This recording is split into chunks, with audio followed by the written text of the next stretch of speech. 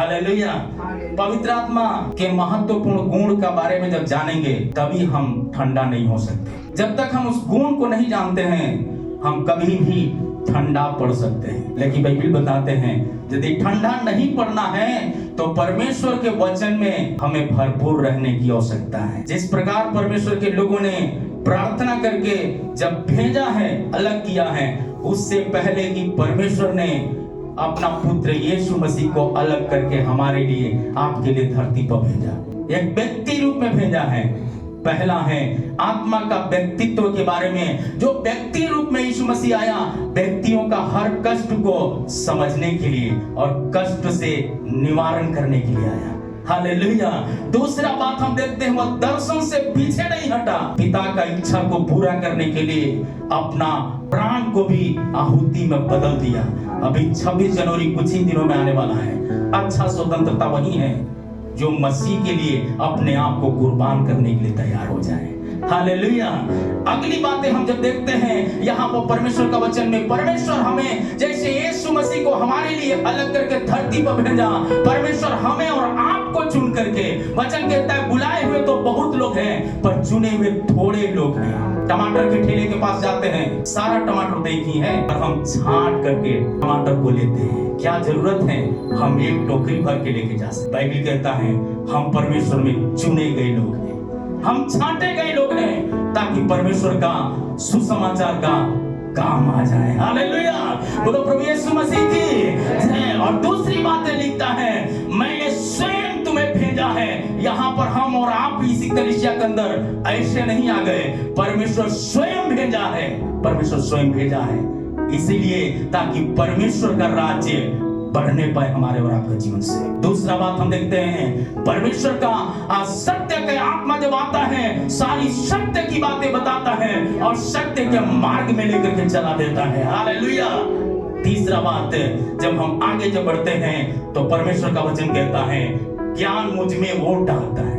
हम लोग अपने आप से ज्ञानी नहीं है, प्रभु ज्ञान डालता है और ज्ञान इसलिए डाला ताकि ज्ञान दूसरों में बांटा जाए। प्रभु हमें और आपको चुना है मेरे प्यारे परमेश्वर का प्रियजनों, ज्ञान को बांटने के लिए। आज बहुत से परमेश्वर के दास लोग सोशल मीडिया के द्वारा ज्ञान बांट रहे हैं, आउटरीच के माध्यम से बांट रहे हैं, क्रुसेड के माध्यम से बांटते हैं, फिल्म शो के माध्यम से बांटते हैं। परमेश्वर चाहता है हम अपना ज्यादा से ज्यादा लोगों तक परमेश्वर का वचन अपने मोबाइल के द्वारा लोगों तक पहुंचा दे। हालेलुया। जो बैरी हैं वो भी यीशु को कबूल करने पाए। पिछला दिन एक परिवार गवाही में बताया मास्टर जी एक वीडियो सिंपल से परिवार को भेजा है, उन्होंने बहुत मुझसे विरोध किया, लेकिन जब वीडियो देखा उसका जीवन दहल गया। कब? जब रात में देखा, देखने के समय में उसी रात में घुटना टेका है और प्रार्थना करने लगा।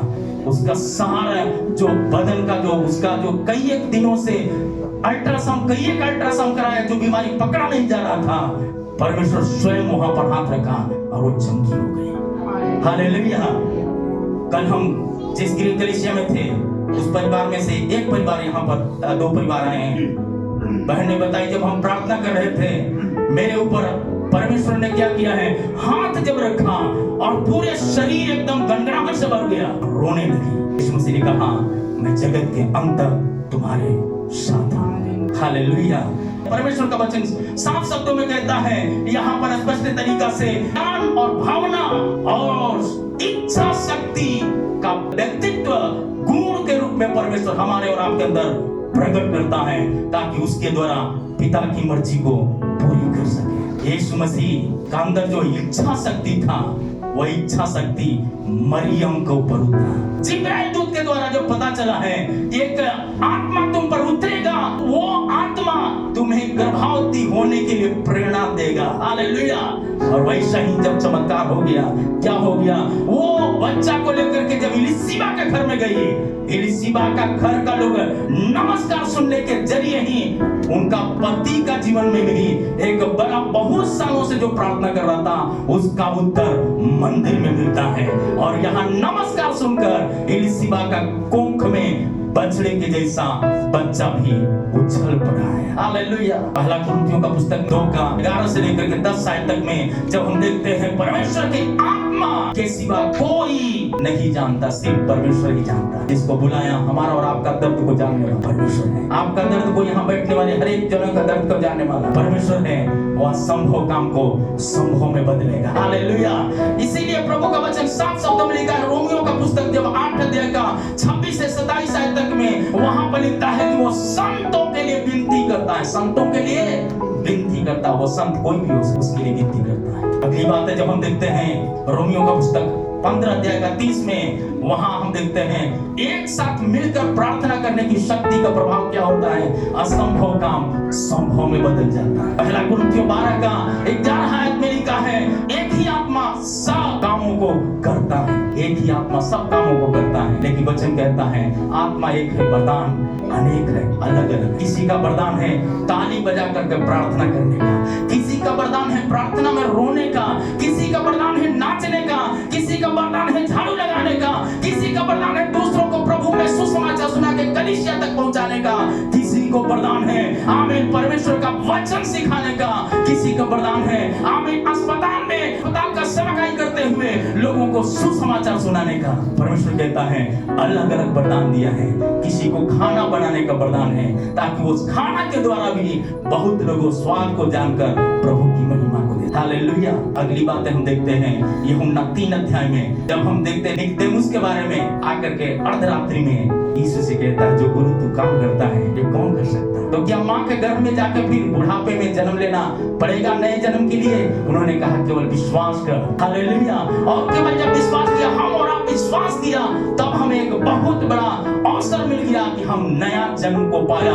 उसका राज्य मुझ में और आप में कार्य। हालेलुया। अगली बात हम देखते हैं व्यक्तिगत कार्य। जब पवित्र आत्मा से जब हम पढ़ते हैं, व्यक्तिगत कार्य पूरा होने लगता है। अय्यूब भी इस बात को कहता है 33 अध्याय का 4 में, जब दुख का घड़ी में था, उन्होंने कहा मेरा नुकसान क्या हुआ है। वहां साफ शब्दों में कहता है परमेश्वर का आत्मा ने मुझे मां के गर्भ में बनाया, वो आज भी बनाने के लिए समर्थी है। हालेलुया।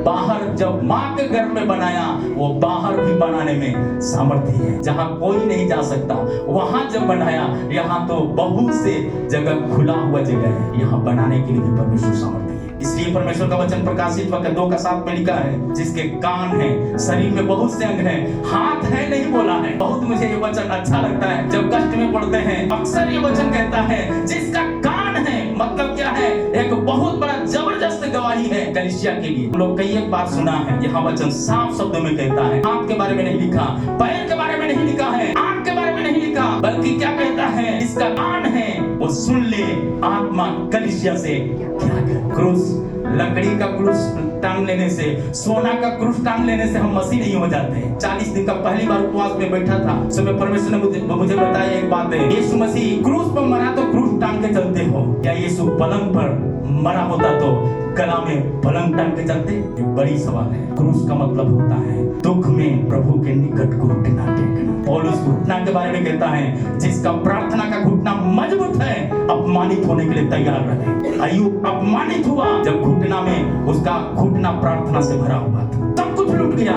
तो भी उन्होंने प्रार्थना के लिए जोर से अपने दोस्तों के लिए प्रार्थना करने में आगे रहा। जितना लूटा उसका चौगुना यदि परमेश्वर लौटाया है। जबकि वो अय्यूब तो क्रूस की कथा को जानता भी नहीं था, पर हम और आप क्रूस की कथा को जानते हैं। परमेश्वर उससे बड़ा काम करने वाला। बोलो प्रभु यीशु मसीह की। इसलिए परिवार छोड़ देंगे, समाज छोड़ देंगे, रिश्तेदार छोड़ देंगे, आपका भाई भतीजा छोड़ देंगे, छोड़ने दो।